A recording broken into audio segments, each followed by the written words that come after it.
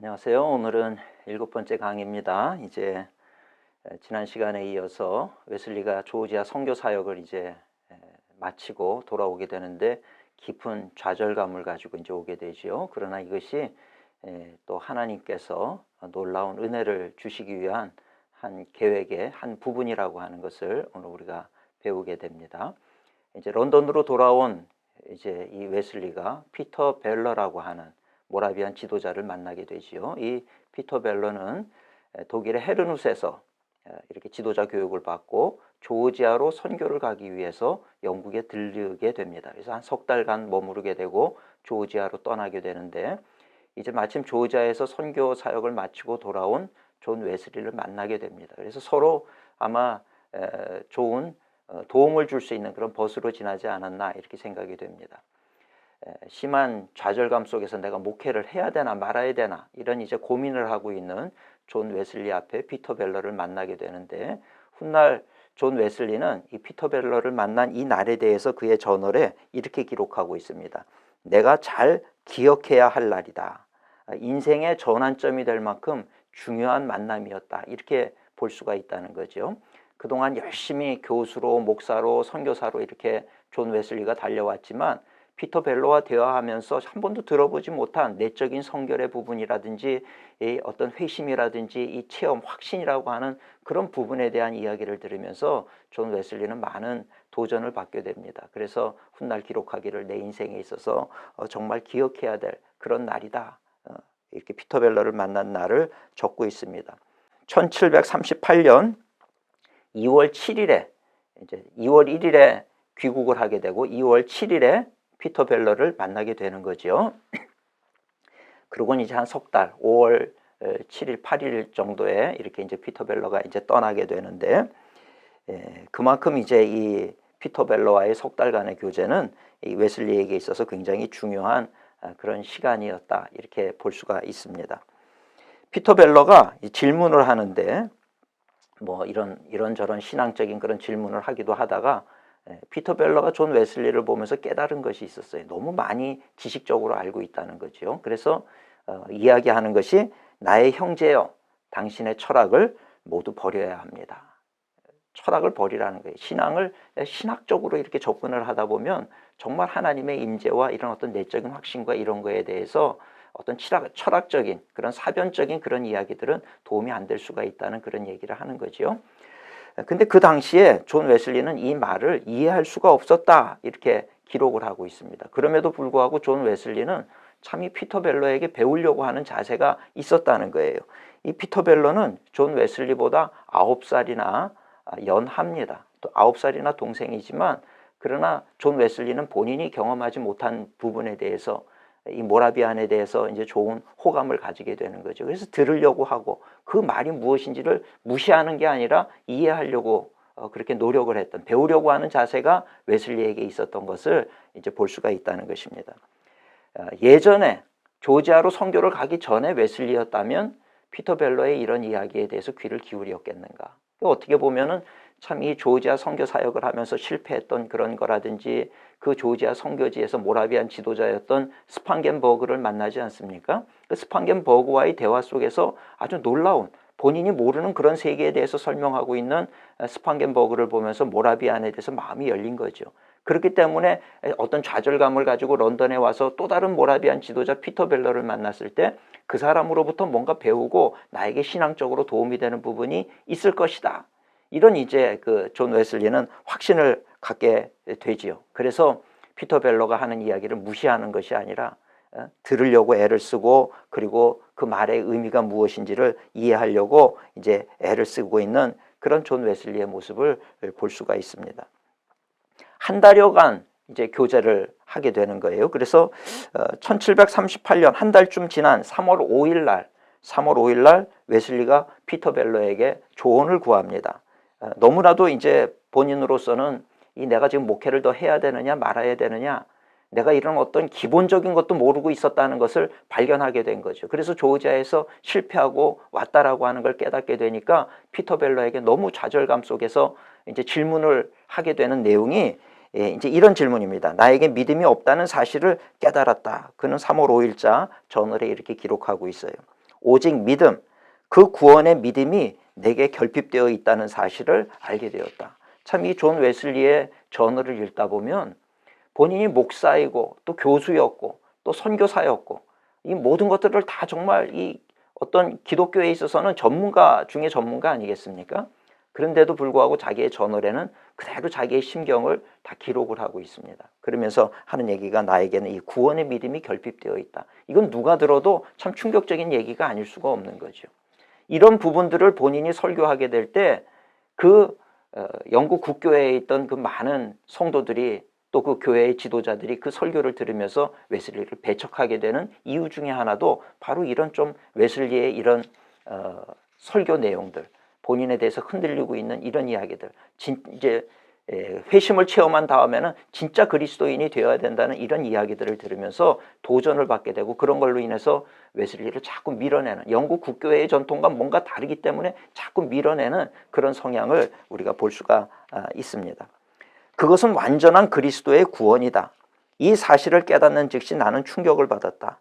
이제 설교를 그만해라. 스스로도 믿음이 없으면서 어떻게 내가 다른 사람들에게 설교를 할 수 있겠는가? 이런 생각을 했습니다. 그래서 피터 벨러에게 질문을 하는데 이런 질문을 하는 거죠.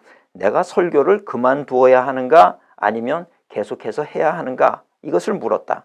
그는 결코 그만두어서는 안 된다고 말했다. 그러나 내가 무엇을 설교할 수 있겠는가? 나에게는 그 구원의 확신도 없는데 내가 뭘 설교할 수 있겠는가? 이것을 묻게 되는 거죠. 그랬을 때 피터 벨러의 대답은 이런 대답이었습니다. 믿음에 대해서 설교해라. 그 믿음이 생길 때까지 믿음에 대해서 설교해라. 그리고 그 믿음이 생긴 후에는 이제 당신에게 믿음이 생겼으니까 그 믿음에 대해서 또 설교해라. 믿음에 대해서 설교해라. 이런 조언을 주는 거예요.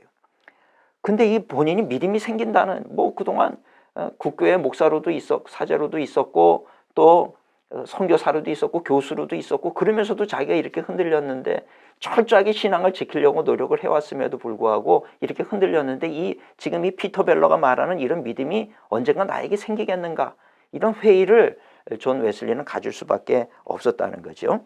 근데 그 안에서 하나님의 역사는 이제 시작이 되기를 시작을 하는 거죠. 존 웨슬리의 생애를 보면 어려서 가정에서 교육을 받은 것이라든지 옥스퍼드에서 교육을 받은 것, 선교지지에 가서 실패를 한 것, 또 피터 벨러를 만나고 스판겐버그를 만나고 했던 이 모든 것들이 사실은 하나님의 인도하심이 아닌 것이 하나도 없다는 거죠. 하나님께서는 어느 순간에, 하나님의 때가 되는 순간에 이 존 웨슬리로 하여금 그 하나님의 은혜를 체험하도록 만들기 위한 그 점진적인 그 과정 가운데 웨슬리가 있었다, 이렇게 볼 수가 있습니다. 그리고 이제 시간이 지나서 4월 1일 한 2달여 됐을 당시에 웨슬리에게 기도의 자세가 바뀌게 됩니다. 뭔가 조금씩 변화가 일어나는 거죠. 영국 국교회는 기도서라고 하는 게 있습니다. 그래서 늘 그 기도서를 가지고 기도를 해왔는데 이 기도의 내용이 바뀌는 거예요. 그래서 4월 1일자 1738년 4월 1일자 저널에 보면 우리에게 너무나 익숙한 기도문의 형식에 나 자신을 제한할 수 없었다. 뭔가 달라지는 겁니다. 예전 같았으면 무조건 국교회의 기도서를 지켜야 되고 국교회에서 가르치는 대로 해야 된다. 조지아에서도 그 파커 부인과의 그 논쟁이 벌어졌던 것도 아이가 어떻든 무조건 그 침례를 해야 된다. 뭐 이제 그런 거였지 않습니까? 근데 이제는 그런 거에서 벗어나고 있는 존 웨슬리의 모습을 볼 수가 있는 거죠. 그래서 나 자신을 기도서에 이렇게 제한할 수가 없었다. 나는 기도의 형식에 나 자신을 제한하지 않을 뿐 아니라 무관심하게 기도하지 않기로 했다. 형식을 갖추든지 갖추지 않든지 나는 어떤 특별한 경우마다 그에 적합한 기도를 하기로 했다. 이렇게 기록이 되어 있습니다. 그래서 이제는 원고를 보는 것이 아니라 정말 그때에 적합한 그런 기도를, 즉흥적인 기도를 하기 시작하는 존 웨슬리의 모습을 볼 수가 있습니다. 1738년 4월 23일에 다시 또 피터 벨러에게 질문을 하는 거예요. 이제 내가 다른 사람들을 가르치는 일을 그만두어야 하는가에 대해서 물었다. 그러니까 존 웨슬리는 그때까지만 해도 뭔가 노력은 하고 지금 이르지만 그러나 아직도 여전히 피터 벨러 당신이 얘기하는 그런 구원의 확신이라든지 정말 내 죄가 사함받았다든지 이런 부분에 대해서 어떤 확신을 가지고 얘기할 수가 없겠다는 거예요. 머릿속으로는 알겠는데 이것을 내가 고백할 수도 없는데 이제 점점 자신이 없어지고 있는 자신의 모습을 보게 되는 겁니다. 피터 벨러에게 처음에는 설교를 그만둬야 되겠느냐, 이제는 가르치는 것도 내가 좀 그만둬야 되겠다. 그랬을 때 피터 벨러는 계속해서 격려합니다. 아니요, 하나님께서 당신에게 주신 재능을 결코 땅에 묻어두지 마시오, 이렇게 얘기하고 있는 거죠. 그래서 이러지도 못하고 저러지도 못하고 그러면서 계속 피터 벨러를 따라가는 거예요. 그러다가 중요한 결정적인 사건이 있는데, 그게 뭐냐면 1738년 5월 1일에 페터레인이라고 하는, 런던의 페터레인이라고 하는 지역에 이제 신도회를 시작을 하는데, 이 페터레인 신도회라고 하는 것이 웨슬리의 그 감리교 운동에 있어서 너무나도 중요한 부분이 바로 이 페터레인 신도회입니다.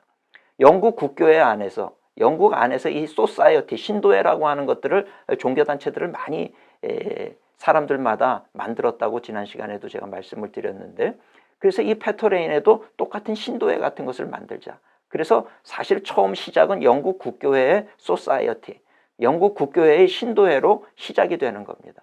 이제부터 제가 이제 조직에 대한 얘기들이 나오기를 시작을 합니다. 페터레인이라고 하는 곳에 신도회를 만드는데, 이 신도회는 영국 국교회의 신도회지만 그러나 이 모라비안의 피터 벨러의 영향을 받았어요. 그리고 대다수의 그 참여자들이 독일인들이었습니다. 그러니까 어떻게 보면 모라비안들이 주를 이루는 그런 영국 안에서의 신도회다, 이렇게 볼 수가 있는 거죠. 그러니까 모라비안 쪽에서는 이게 영국 신도회로 만든 것이 아니라 모라비안의 그 유명한 밴드라고 하는 조직이 있습니다. 이것을 나중에 존 웨슬리가 배워오게 되지만 이 밴드로 시작된 것이다, 모라비안 측에서는 그렇게 주장을 하고 있습니다. 근데 이 신도회를 시작을 하게 되는데, 이 페터레인 신도회가 이제 다음 시간에, 다음 주에 제가 더 이제 본격적으로 얘기를 하겠습니다만은, 이 페터레인 신도회에서 영국 그 감리교 운동에 어떤 모체가 되는 것, 이 페터레인 신도회에서부터 시작이 된다 볼 수도 있고, 나중에 이 모라비안하고 웨슬리가 결별을 하게 되죠. 결별을 하게 되는데, 그렇게 되면서 이 페터레인 쪽은 모라비안들이 이 아주 근거지가 됩니다. 그래서 영국의 모라비안의 본부가 바로 이 페터레인 신도회가 됩니다. 그래서 이 페터레인 신도회는 모라비안 거 아니냐, 이렇게 보기도 하지만 사실은 영국 국교회 안에 소사이어티로 만들었고, 제1 지도자는 존 웨슬리로 그렇게 되어 있습니다. 그렇게 시작됐는데, 이 페터레인 안에서 그동안 시도해보지 못했던 모라비안의 조직적인 특징이라든지 이런 것들을 이 페터레인 신도회 안에서 다 적용을 하게 되는 거예요. 너무 중요한 부분이기 때문에 다음 시간에 페터레인 신도회와 파운더리 신도회에 대한 이야기를 하겠습니다. 거기서부터 이제 조직이 발전이 되는 것을 우리가 볼 수가 있겠습니다. 그래서 이 페터레인 신도회를 아직 회심하기 전에 만든 거예요. 그러니까 어정쩡한 단계 속에서 이 페터레인 신도회를 만드는데, 나중에 이 뭐 페터레인 신도회에서 모임도 그렇고 엄청난 성령의 역사가 일어나는 것을 우리가 볼 수가 있습니다. 그러면서 이 아주 규칙도 만드는 거죠. 페터레인 신도 회원이면 지켜야 될 내용들, 이런 것들이 이제 만들어지게 됩니다. 그러면서 이제 동생 찰스 웨슬리도 처음에는 이 형이 자꾸 뭐 믿음이 없다 그러고 이러니까 동생이 이해가 안 되는 거예요. 그래서 이 피터 벨러에 대한 얘기를 해도 이 동생이 이해를 못하고, 형이 뭔가 지금 제정신이 아니다 이러고 이제 이 형의 이야기를 받아들이지를 못하게 되는 거죠. 근데 1738년 5월 3일에 이제 드디어 이 찰스 웨슬리가 형이 그렇게 얘기하던 피터 벨러를 만나게 되는 거예요. 그래서 이 피터 벨러와 오랜 시간 동안에 이런 대화를 하면서 이제 이 찰스 웨슬리도 눈이 열리기를 시작을 하게 됩니다. 5월 4일에 피터 벨러가 조지아로, 존 웨슬리가 선교 사역을 했던 그 조지아로 이제 피터 벨러가 떠나게 됩니다. 그래서 한 2월 7일부터 해서 5월 4일까지 한 석 달여간 동안 이렇게 이제 교제가 이루어지게 되는 거죠. 그러고 나서 떠나는데 존 웨슬리의 마음은 허전한 거예요. 이제 자신은 아직도 내가 이 구원의 확신도 모르겠고, 페터레인 신도에도 그냥 피터 벨러가 이렇게 만들어 놓고 자기와 같이 만들었지만 중요한 어떤 가이드라인도 없이 이렇게 떠나버리고, 거기에 모라비안 교도들, 그러니까 독일인들이 참 많이 그렇게 모여있던 그런 곳이었고, 이걸 어떻게 해야 될지를 모르겠는 거죠. 그런 상황 속에서 이제 존 웨슬리는 고민을 하게 되는데, 피터 벨러가 떠나고 5월 19일에 동생이 이제 병이 재발을 합니다. 찰스 웨슬리가 몸이 약했어요. 늑막염이라고 하는 게 걸려가지고 늘 아프고 힘들어하고 그랬습니다. 그러다가 5월 21일 성령 강림 주일인데 이 동생이 먼저 회심을 경험을 하는 거예요. 피터 벨러와 나눴던 그런 부분에 있어서 어떤 회심을 경험을 하면서 이 삶의 자세가 찰스 웨슬리에게 달라지고 아팠던 몸도 고침받게 되는 그런 것도 이제 경험을 하게 됩니다. 그래서 동생도 그렇게 회심을 했다는 소리를 들으니까 형인 이 존 웨슬리의 입장에서는 얼마나 좀 답답했을까요? 그러던 이제 주일날 5월 21일에 찰스 웨슬리가 회심을 했고 수요일 날이 되었어요. 사흘 뒤 수요일에 이제 존 웨슬리가 회심을 경험을 하게 되는 거죠. 그날 일기를 보면 이렇게 기록이 되어 있습니다. 아침 5시에 기상을 했어요. 항상 존 웨슬리는 4시 아니면 5시에 기상을 합니다. 5시에 기상을 해서 성경 구절을 찾았어요. 근데 그 구절이 베드로전서 1장 4절의 말씀이었습니다. 베드로전서 1장 4절 말씀이 뭐냐면 그 보배롭고 지극히 큰 약속을 우리에게 주사 이 약속으로 말미암아 너희로 정욕을 인하여 세상에서 썩어질 것을 피하여 신의 성품에 참여하는 자가 되게 하셨으니, 이 말씀을 들으면서 신의 성품에 참여하는 자가 되게 하셨다. 이 말씀을 읽었어요. 그리고 이제 집을 나서면서 또 성경을 펴서 읽었는데 마가복음 12장 34절의 말씀이었습니다. 마가복음 12장 34절은 내가 하나님의 나라에서 멀지 않도다. 뭔가 하나님의 나라에서 멀지 않도다. 이런 또 메시지를 받았어요. 이게 도대체 뭘까? 그리고는 이제 오후에 세인트 폴 대성당이 있습니다. 런던에 가면 아주 큰 대표적인 세인트 폴 대성당이 있는데 거기서 예배를 참석하면서 찬양을 들으면서 또 마음이 뜨거워졌고, 그리고 이제 저녁 8시 45분쯤 돼가지고 울적한 마음으로 이 올더스 게이시라고 하는 곳을 이제 걸어가게 되는 거예요. 가다 보니까 작은 모라비안 교회가 있는데 거기에 참석을 해가지고 말씀을 듣는 겁니다. 우리가 잘 아는 대로 마틴 루터가 로마서를 주석을 했는데 그 로마서 주석 서문을 읽고 있는 소리를 듣게 된 거예요.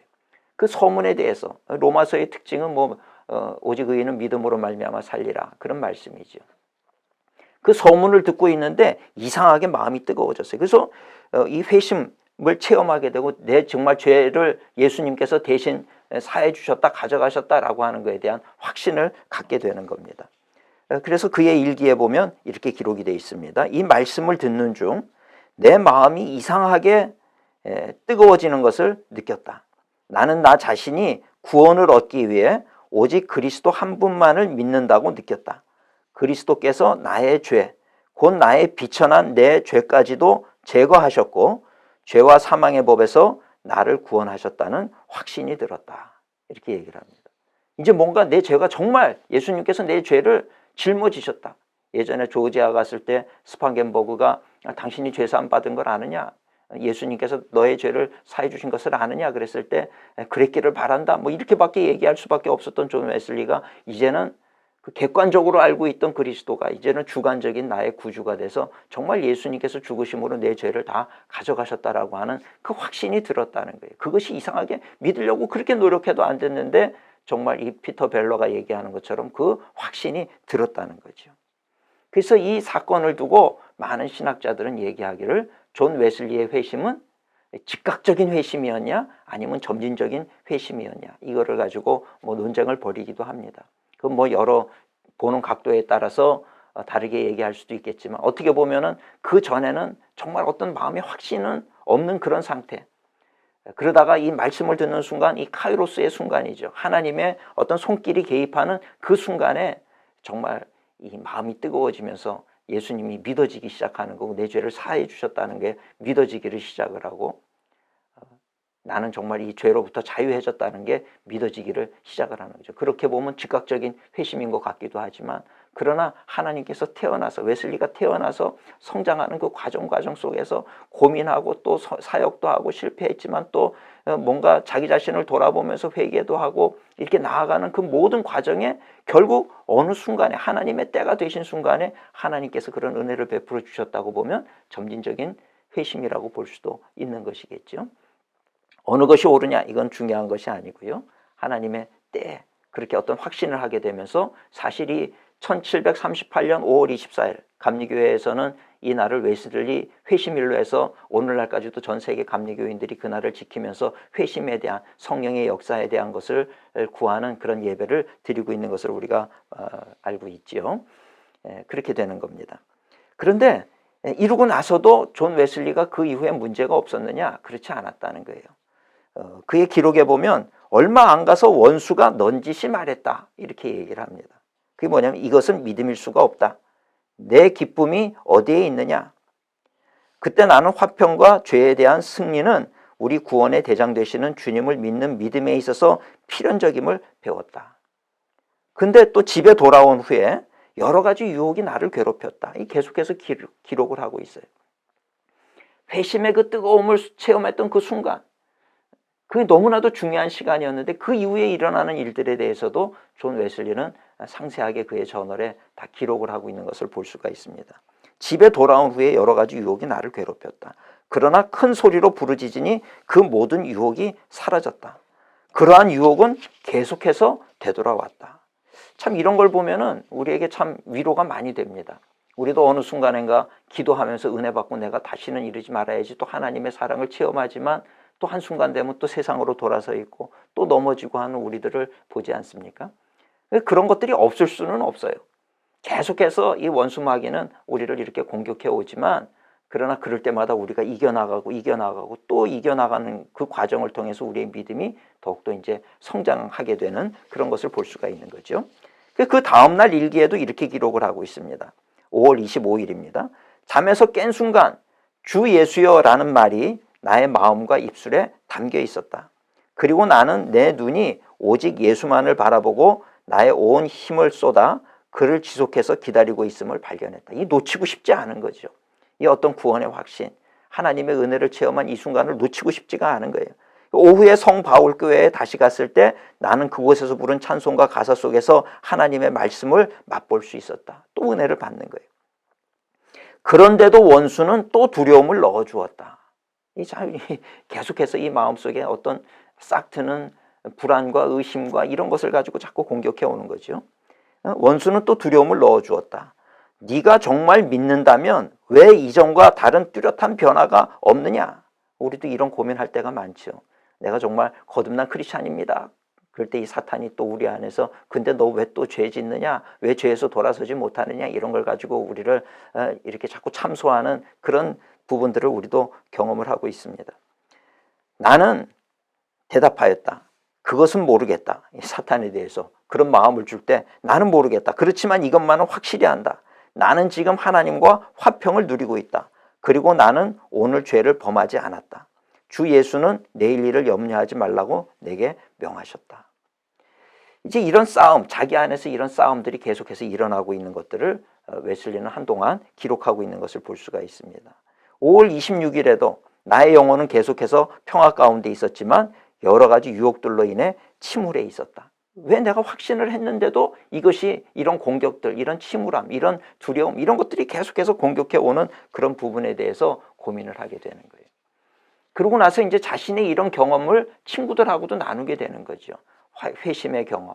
이런 부분들을 나눌 때 영국 국교회에서 어떤 그 기도서라든지 이런 예배 의식을 그대로 따르면서 이런 것들을 체험하지 못한 사람들은 이해를 할 수가 없는 거예요. 근데 이런 부분에 대해서 존 웨슬리는 너무나도 과격하게 말하는 거예요. 나는 그리스도인이 아니었다. 뭐 이렇게 얘기를 하니까 그건 자기 신앙의 고백으로 보면은 참 좋은 얘기처럼 들릴 수도 있겠지만 그것이 나는 그리스도인도 아니었다. 뭐 이런 얘기를 하면 듣는 사람 입장에서는 너희들도 교회는 열심히 다니고 그렇게 열심히 헌신하고 선을 행하고 그러지만 실상은 너희도 그리스도인 아니다. 아직 너희는 그리스도인이 아니다. 이렇게 들릴 수가 있는 부분이죠. 그래서 사실은 존 웨슬리가 고민할 때부터 이렇게 설교하는 부분들을 배척해 왔던 사람들이 이제는 존 웨슬리가 회심을 하고 복음을 전하게 될 때 더 배척을 해내는 그런 모습들을 우리가 볼 수 있다는 거예요. 그래서 이제는 웨슬리가 가서 설교를 전하는 그런 교회들마다 웨슬리 이제 오지 말라고 이제 문을 닫고 배척해버리고 이제는 교구 자체도 맡기지도 않고 그러는 부분들을 이제 볼 수가 있는 거죠.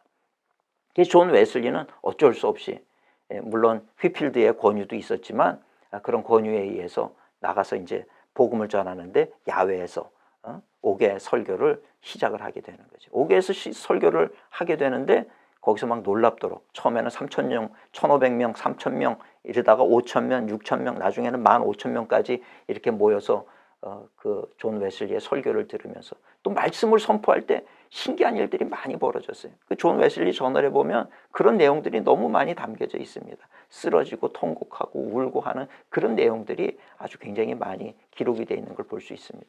존 웨슬리는 영국 국교의 사제로서 그렇게 지나오면서 그런 것들을 경험을 해본 적이 없는 거예요. 근데 회심을 하고 나서 말씀을 전할 때마다 그런 일들이 일어나게 되니까 이런 부분들을 어떻게 해석을 해야 될 것인가.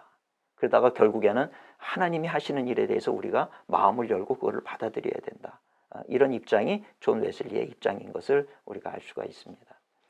그래서 이 회심을 하고 난 다음에, 그런데 그럼에도 불구하고 원수들이 공격해오는 그런 부분에 대해서 흔들리고 있었죠. 그러다 보니까 이 모라비안이 그리워지는 거예요. 스판겐버그가 그립고 피터 벨러가 그립고. 그래서 내가 헤른 후세 가가지고 좀 본격적으로 이 모라비안 제도라든지 모라비안의 가르침이라든지 이런 것들을 좀 배워야 되겠다. 그래서 이제는 존 웨슬리가 모라비안의 어떤 본부가 되는 독일의 헤르눕을 향해서 이제 가게 됩니다. 다음 시간에는 이 헤르눕 방문에 대한 얘기, 그리고 거기서 뭘 배웠는지 그런 부분에 대해서 조직적인 부분들을 참 많이 배웁니다. 그런 부분에 대해서 다음 시간에 강의를 이어가도록 그렇게 하겠습니다. 수고하셨습니다.